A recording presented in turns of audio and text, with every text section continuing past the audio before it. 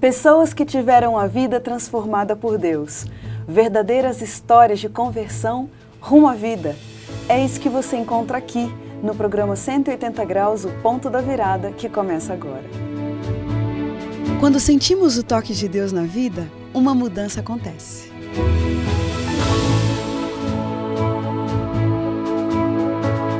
Surge à nossa frente possibilidades de felicidade plena. O toque de Deus restaura, renova, refaz.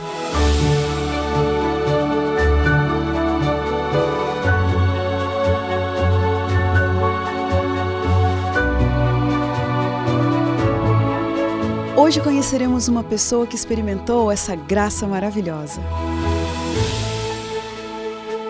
Ela vai nos contar sobre essa mudança de 180 graus que lhe trouxe paz.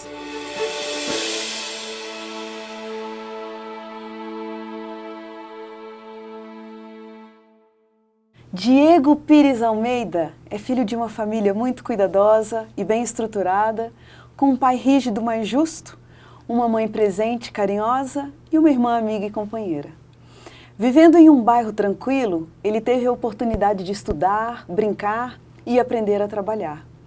Sem professar nenhuma religião, o que ele gostava mesmo era de tocar nas noites e dizia-se ateu. E bem nessas condições é que ele foi surpreendido por um Deus que existe sim, que responde a orações e pode transformar qualquer vida em 180 graus. Diego, que prazer ter você aqui com a gente. Muito obrigado por ter aceitado o nosso convite. Prazer é todo meu, obrigado. Fala um pouquinho pra gente, que lembranças boas que você guarda da sua infância? Lembranças, minha infância ela foi marcada pela presença dos meus pais.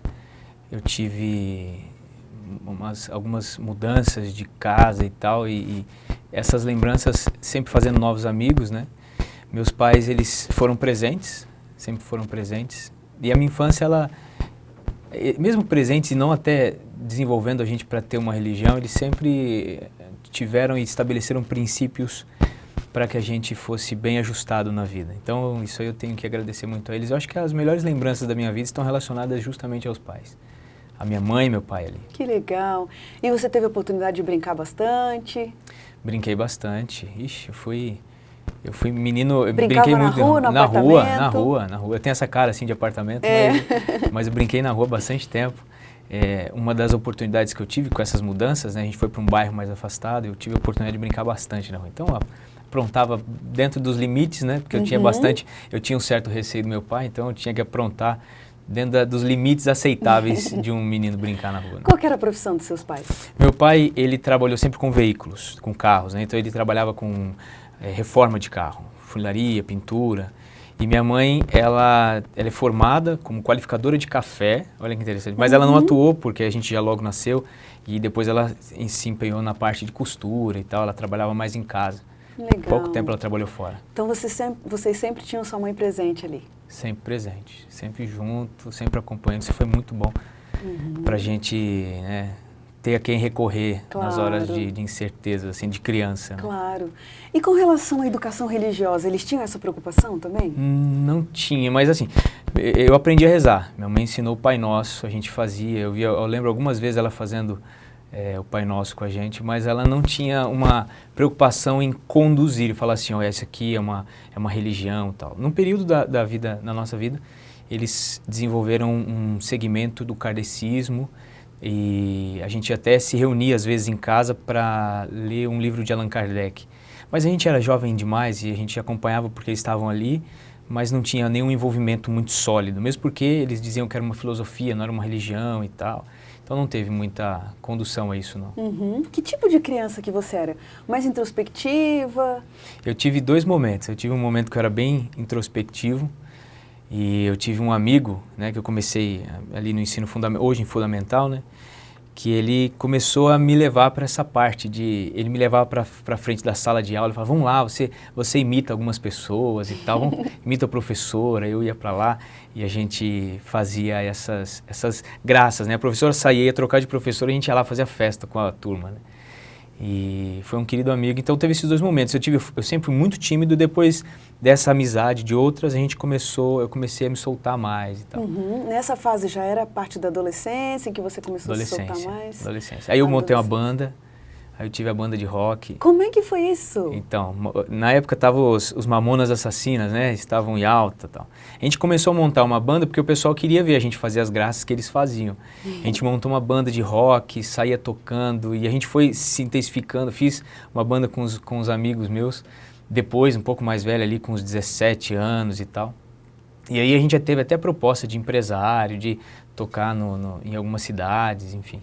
Mas depois disso eu fui para o MPB, eu já estava um pouco mais, já tinha passado aí dos 20 anos, já estava no MPB. E você cantava e tocava?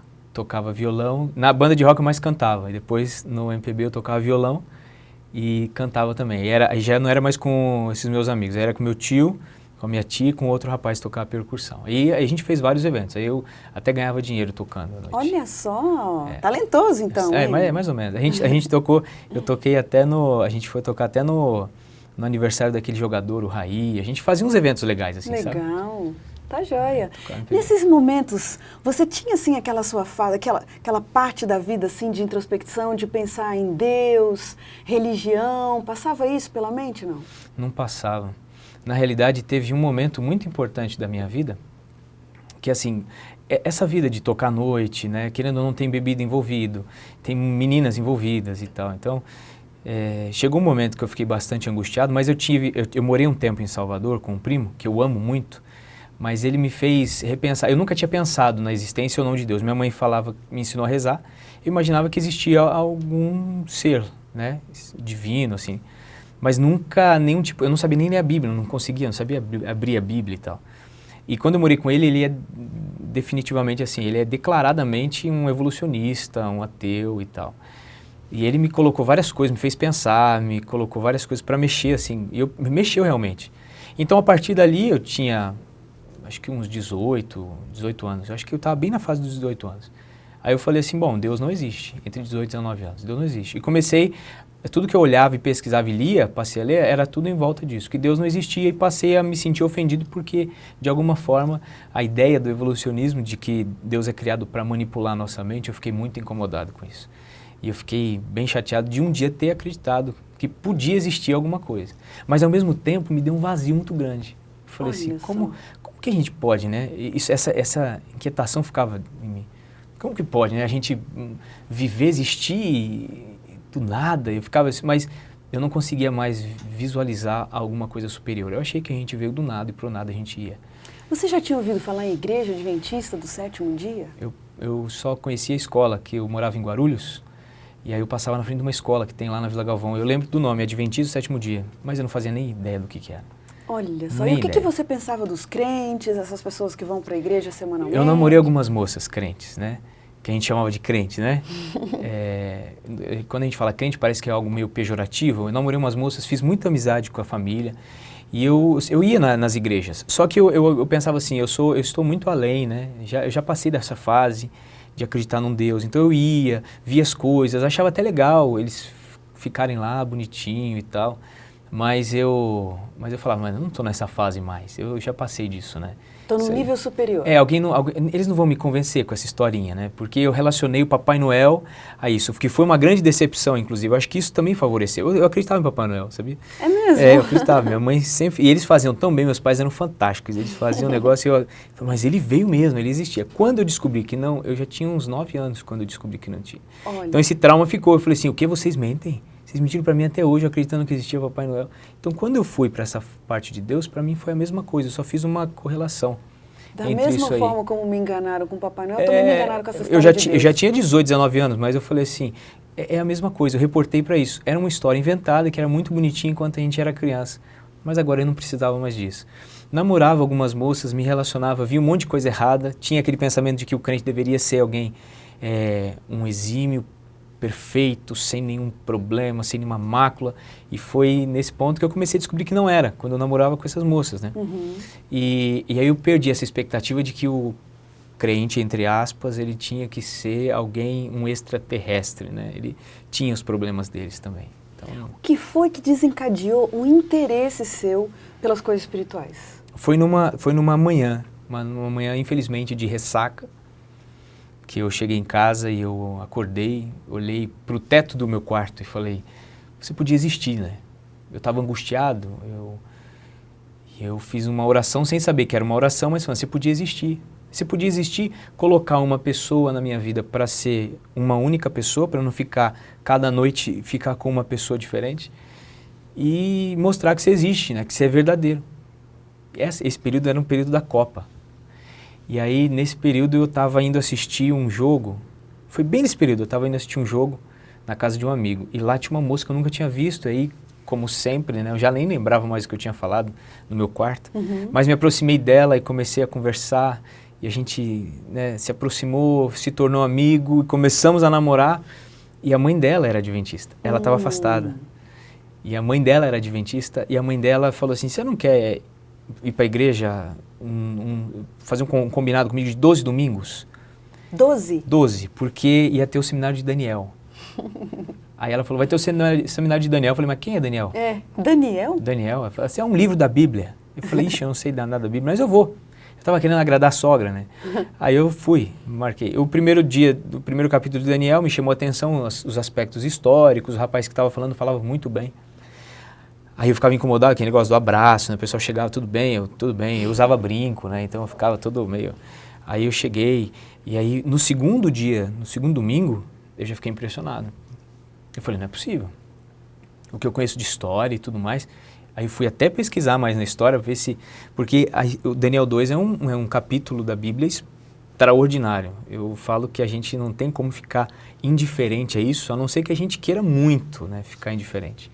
Eu fiquei abismado e depois foi indo até aí eu me envolvi com a história de Daniel nos próximos capítulos. No 7º capítulo eu fiquei de novo espantado. No 8º mais ainda, no 9º eu já estava pisando em nuvens. Olha só. Aí eu falei assim, não é possível que um livro desse exista aqui e é acessível a nós e a gente não conhece. Pensa bem. E aí fui até o 12. Mas pensa, olha, você estava dentro desse contexto, essa visão de mundo que você já tinha mostrado pra gente aqui. Gostava da noite, levava a sua vida, achava que estava num nível superior à forma como os crentes viam a vida.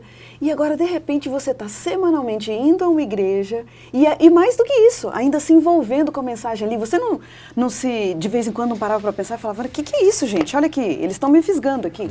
Eu tinha uma coisa comigo que eu falava assim, eu gosto de ser livre, eu gosto de liberdade. Mas uma coisa que eu sempre tive comigo é que eu sempre fui muito sincero no que eu acreditei. E eu não deixava nada passar batido, assim. Se uma mensagem era nova e ela se chocasse com alguma coisa que eu já tinha, eu não descartava só para manter as minhas ideias primárias. Eu falava, peraí, eu sempre tive uma ideia de uma verdade como sendo absoluta, porque uma coisa é uma coisa e se uma coisa é isso e alguém fala que é isso e outro fala, um dos dois estão errados ou os dois estão errados. Então eu sempre colocava e coloquei como um coração de uma forma sincera para ver o que eu estava vendo de novo. Eu falei, não, peraí, se isso é verdade, minha vida vai ter que dar uma mexida, eu vou ter que reorganizar algumas peças. Porque se isso é verdade, eu estou muito distante daquilo que eu deveria ser. É por isso que a Bíblia incomoda um pouco, né? E aí eu fui só sincero, eu não fiz nada, eu não me preocupei em ser fisgado. Como eu te falei, eu achava que, eu não me achava inapto para discernir ou para alguém simplesmente me tomar a minha mente e fazer o que quisesse. Não, eu sabia o que eu estava fazendo, o que eu estava ouvindo. Eu só pensei assim, eu tenho que só descobrir se isso é verdade. E aí foi uma luta depois de 12 domingos. Isso que eu imagino, porque você estava dentro de um contexto e tinha algumas amarras, você estava envolvido numa outra dinâmica, né, de vida, num sistema diferente. Então, naquele momento ali, vamos pegar o 3º domingo que você visitou essa igreja. Se alguém dissesse assim, olha, você está indo para esse caminho e você vai acabar um membro dessa igreja aqui. O que te prendia naquele momento? Então, tiveram, né? Minha mãe teve um contexto com meu pai muito interessante, que ele era evangélico nessa fase ele já era. E ele falava assim, ó, veja se não vai ficar igual seu pai, virar evangélico e tal, virar crente e tal. Então tinha essas coisas, essas pressões do outro lado. Mas o que me prendia é a profundidade, é o impacto desse livro de Daniel. Naquele momento foi isso. Foi o impacto dessa mensagem. Isso me prendia, isso fazia com que eu falasse assim, olha, eu não posso passar por alto diante do que eu estou vendo agora. Então isso me prendia. Então tinha pressões. Eu era policial militar. Olha. E aí tinha as pressões de lá, falando várias coisas. Eu tinha uma forma de ser e de agir, né? E aí também tinha esse lado meu da curiosidade, do interesse. Porque eu falei assim, não pode ser, isso aí não pode. E aí eu fiquei mais interessado para ver o que eles iam falar nos próximos domingos, para falar assim, se isso for verdade, isso aí muda É mais ou menos assim, eu não sei se a gente pode falar, mas tem um filme lá do Matrix, né, que a gente toma uma pílula, e aí ele descobre um mundo. Era mais ou menos isso que estava acontecendo comigo. Eu estava vendo a Bíblia e estava falando assim, eu estou descobrindo um mundo que estava implícito aos meus olhos, né? Exupéry, aquele autor que escreve O Pequeno Príncipe, ele fala que o essencial é invisível aos olhos. É aquela frase que até se tornou um pouco clichê hoje. E eu estava descobrindo esse essencial que até então estava invisível aos meus olhos. Eu falei assim, não pode ser. Será que eu deixei uma coisa tão importante passar desapercebido assim, passar por alto? Então isso me prendia, mesmo com as pressões de, eles vão te fisgar, eles vão fazer com que você vire um crente e tal. É isso que é o maravilhoso no estudo da palavra de Deus, porque como diz lá em Jeremias, que a palavra de Deus ela é como uma pedra que esmiuça, né? Como uma espada de dois gumes que ela sai dividindo medulas e ossos. Exatamente. É isso que acontece, né, no processo quando a gente Foi encontra. exatamente isso. Depois disso, eu fiquei mais um ano. Eu fiz questão e peguei uma pessoa e falei, eu quero que você me mostre algumas coisas que eu tenho de dúvida na Bíblia. E eu ia na casa, a pessoa nem ia na minha casa, eu ia na casa dela toda sexta-noite. Você que ia atrás. Exatamente. Tô querendo saber. Essa moça que morava comigo, ela estava afastada, começou a ir junto. E aí a gente começou a fazer o estudo junto. E eu levava questão e tal, é um querido amigo hoje. E ele teve paciência comigo. Olha. E aí, no final das contas, eu falei para ele, olha, eu não posso mais falar que a Bíblia é um livro qualquer. Que era o que você acreditava antes. Que eu não acreditava, eu acreditava que era um livro de ser humano, que homens erraram ao longo da história, na transmissão, enfim.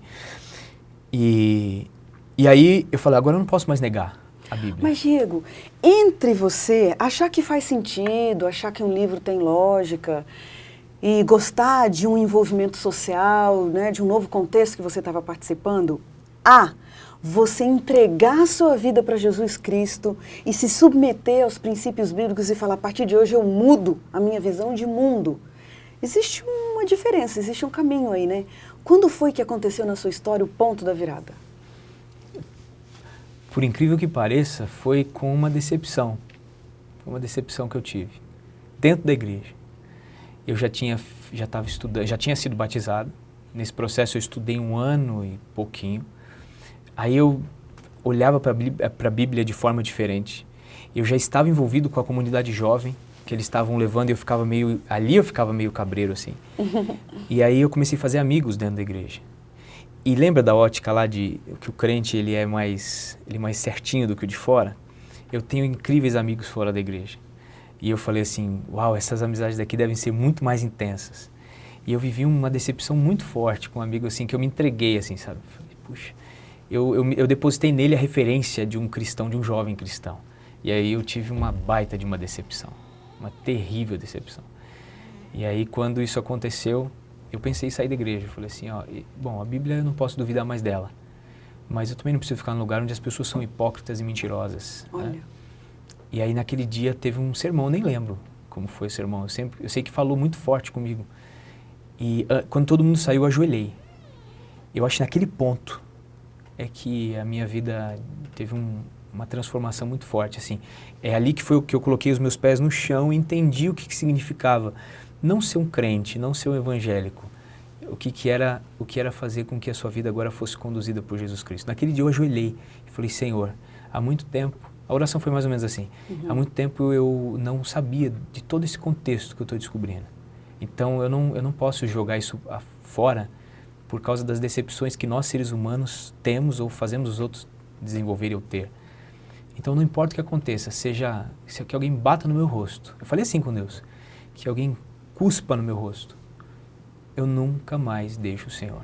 Então, a partir daquele momento, eu tive uma sensação gostosa de que nada mais me faria desistir de conhecer cada vez mais aquilo que tinha mudado a minha visão de mundo, a minha visão até do universo, sabe? Olha, Nem só de mundo, né? De universo, porque eu olhava agora para essa ideia de universo de uma forma muito diferente. Então, eu acho que nesse ponto, baseado numa decepção, eu acho que foi os problemas da nossa vida fazem com que a gente cresça, né? Nos transforme, né? Então, acho que foi nesse ponto que foi muito forte. Você vê que é daí que se cumpre também aquele verso da Bíblia que diz, né, que todas as coisas cooperam para o bem, até as coisas ruins, né? Até as decepções da vida cooperam para o bem. Quando a gente está aberto, né?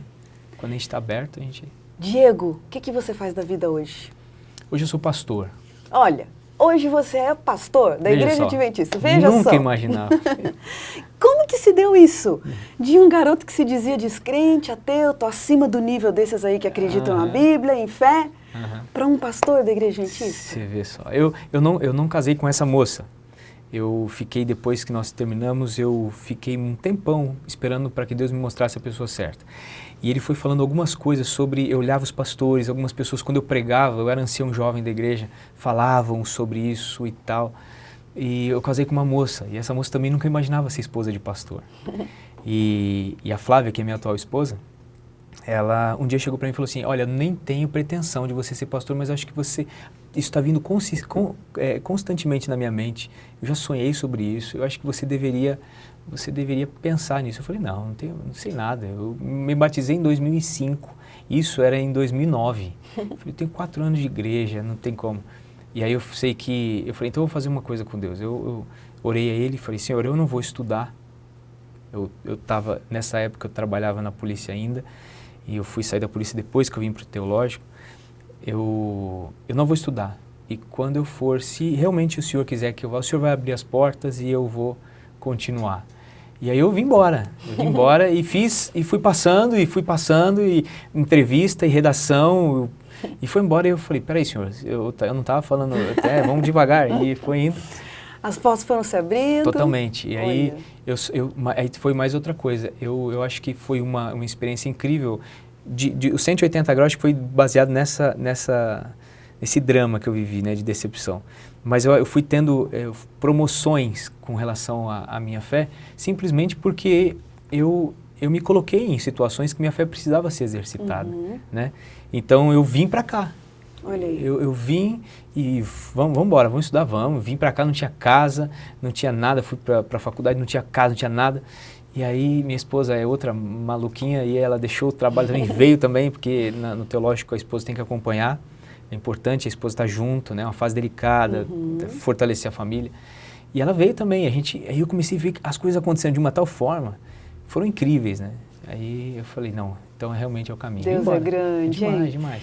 Escuta, e o apoio dos seus pais, como que ficou a visão da sua mãe? Porque num momento ela disse para você, não vai ficar crente igual seu pai, e agora de repente você vira um pastor? Esse foi um momento delicado, eu até pedi perdão para Deus depois disso, sabe? Eu tenho que confessar para você. Porque quando eu comecei para a igreja, eu entendi como a mensagem impactava o nosso coração. Nessa época, meu pai, ele frequentava uma igreja, ele frequentava a Igreja Universal, os nossos irmãos que vão lá, eu conheci pessoas incríveis lá. E ele ia para lá. Meu pai é um homem de muita fé. Nessa época, principalmente, foi muita fé. Quando eu era mais jovem, ele não tinha nenhuma religião, minha mãe também não, mas nessa época ele estava muito forte. E minha mãe era kardecista, da parte da família dela, né? Seguia aquela linha e tal. Então eu tinha altos conflitos dentro de casa. E eu já contei isso aí para eles hoje, já falei que eu errei com eles, mas por que eu errei? Por que eu estou falando que eu errei? Porque minha mãe pegava no meu pé. Não, eu nunca vou para a igreja evangélica. E eu falava, mãe, vamos para lá e tal. Então eu gosto de... Minha mãe, eu falo que ela é um pouco dieguete, né? Então, sabe aquela mãe que gosta? Fã, é. Então quando eu comecei a cantar na igreja, eu comecei a chamar. Vai assistir eu cantar. Ela ia, via mensagem. E aí, era uma briga entre eles, né? Meu pai saía para a igreja e minha mãe fechava o rosto. Aí meu pai falava, o que você está aí? Meu pai é meio durão, né? O que você está com esse rosto fechado? Ela falou assim, você já vai para essa igreja, dá dinheiro para essa igreja. Aí ele falava assim, você está endemoniada. Aí ficava essa briga deles, né? E era um caos dentro de casa. E minha mãe já tinha um trauma de igreja evangélica por causa disso. E aí eu comecei a falar, vamos lá assistir. Ela ia me assistir cantar e tal. E aí eu tive uma ideia, que foi a ideia que eu acho que é errado, que eu já pedi perdão. Eu fiquei para minha mãe e falei assim, mãe, é o seguinte, o que você acha do pai continuar indo nessa igreja que você fala que toma o dinheiro dele? É legal? Eu falei, não, porque eu queria que eles estudassem a Bíblia, para eles verem como que é lindo. Aí, meio Maquiavel, né? Aí eu falei assim, você acha que é legal? Ela falou assim, não, essa igreja... Mas você já foi na minha, você viu que lá eles não pedem dinheiro? Ah, não pede dinheiro. Ah, então tá. O que você acha dele começar a frequentar a minha igreja? Ela falou assim, seria melhor que aonde ele está indo. Aí eu usei um preconceito dela, né? Porque é uma igreja onde tem pessoas incríveis, mas para alcançar o que eu queria. Aí eu fui pro meu pai. Falei, pai, o que você acha da mãe nesse lugar aí que você fala aí que é de demônio, essas coisas aí? Ah, não, ela tem que sair dali. Aí eu falei, então, vamos fazer o seguinte. Nela, eu falei, mãe, então eu vou trazer um rapaz para dar estudo pro pai. Só que você tem que estar junto para ficar junto com ele. Olha. E aí fui pro meu pai e falei, pai, você tem que estar junto com a mãe, eu vou chamar um cara para dar estudo para ela. Aí juntei os dois. E aí começou a dar estudo, esse rapaz inclusive hoje faz teologia também. E aí ele deu estudo, os dois ficavam assim, ó, cada coisa que falava, um olhava pro outro e falava assim, tá ouvindo aí? E o outro também, e tá o outro vendo? falava, tá ouvindo? Não, você que tá ouvindo. Eu sei que no final das contas, estavam os dois dentro do tanque e se batizaram juntos. Se batizaram juntos? Juntos. Hoje são adventistas do 7º dia, meu pai é chefe de diácono, é líder na igreja, assim, ele faz um monte de coisa. Minha mãe já foi diretora da ADRA, da assistência social, né, da igreja. Então, eles trabalharam e mergulharam mesmo no trabalho. Quer dizer, de uma família... Mas eu já pedi perdão para ele. De uma família que não professava nenhuma religião, que não tinha nenhuma fé, hoje a família toda está envolvida no ministério, na causa de Deus. Toda. E inclusive minha irmã. Inclusive sua irmã? Minha irmã também. Olha se só. batizou quando eu cantava num grupo na igreja, ela apareceu lá e se batizou. E o seu abraço especial de hoje vai para quem? Meu abraço, tinha tanta gente para mandar abraço, mas tem uma pessoa que não tem como não abraçar todo dia, ela que é minha esposa. Minha esposa que acompanha todos os momentos difíceis, é a esposa que atura a gente quando a gente está mal-humorado, quando a gente está estressado, então tem que ser para ela o abraço, ela que é minha companheira. E o versículo da Bíblia que você traz para a gente hoje, qual é? Um versículo que mexeu com a minha história, né? Eu, como policial militar, eu passei por 2 momentos muito complicados, assim, aqueles ataques que tinham, aquelas guerras que tinham entre PCC e eu tive esse verso logo nos momentos que eu entrei para a igreja. Isso marcou muito comigo em 2 momentos, esse salmo, que ele fala, eleva meus olhos para o monte, de onde virá o meu socorro? O meu socorro vem do Senhor, que fez o céu e a terra. Ele não permitirá que os teus pés vacilem. Ele não vai dormir, ele não dormitará aquele que te aguarda. É certo que não dormita, nem dorme o guarda de Israel. O Senhor é quem te guarda. O Senhor é a tua sombra e a tua direita. De dia não te molestará o sol, nem de noite a lua. O Senhor te guardará de todo mal, guardará a tua alma, o Senhor guardará a tua saída e a tua entrada, desde agora e para sempre. Que lindo. O que significa esse... É um salmo inteiro, né? O Salmo 121 inteiro. O que significa esse salmo para você? Esse salmo, ele para mim era a motivação que eu tinha de sair e saber que eu estava seguro, a despeito do que acontecesse. Minha vida sendo preservada ou não, naqueles conflitos, naquelas guerras, naqueles confrontos que a gente tinha. Minha vida, ela estaria guardada com ele. Se eu fosse preservado ou não preservado, ele estava comigo. Muito obrigada. E assim a gente termina o programa 180 Graus, o ponto da virada de hoje. Feliz por essa história tão encantadora. E como diz o verso bíblico, era preciso que nos regozijássemos e nos alegrássemos, porque esse teu irmão estava morto e reviveu. Estava perdido e foi achado. Obrigado pela sua companhia. A gente se vê no próximo programa.